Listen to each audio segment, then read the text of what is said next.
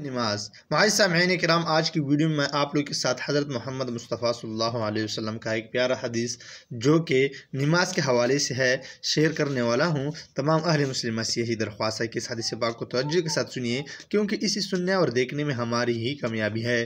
بسم اللہ الرحمن الرحیم۔ نبی اکرم صلی اللہ علیہ وسلم کا ارشاد ہے کہ بدترین چوری کرنے والا شخص وہ ہے جو نماز میں سے بھی چوری کر لے۔ صحابہ رضی اللہ تعالیٰ عنہ نے عرض کیا، یا رسول اللہ، نماز میں سے کس طرح چوری کرے گا؟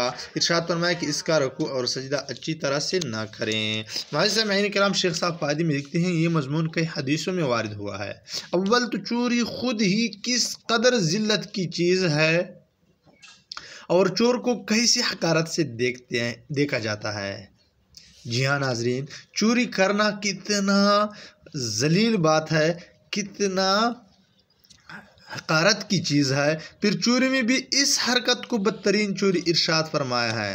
چور کتنا بدترین ہوتا ہے، اور پھر چوری کرنے میں اسی چور کو حضرت محمد مصطفیٰ صلی اللہ علیہ وسلم نے بدترین چوری کرنے والا کہا ہے۔ اللہ تعالیٰ ہم سب کو بچائیں کہ رکوع سجدہ کو اچھی طرح نہ کرے۔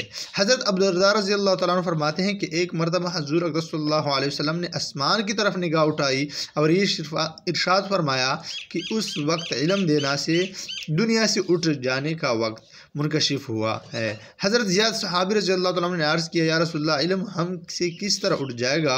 ہم لوگ قرآن شریف پڑھتے ہیں اور اپنی اولاد کو پڑھاتے ہیں، اور وہ اسی طرح اپنی اولاد کو پڑھائیں گے اور سلسلہ چلتا رہے گا۔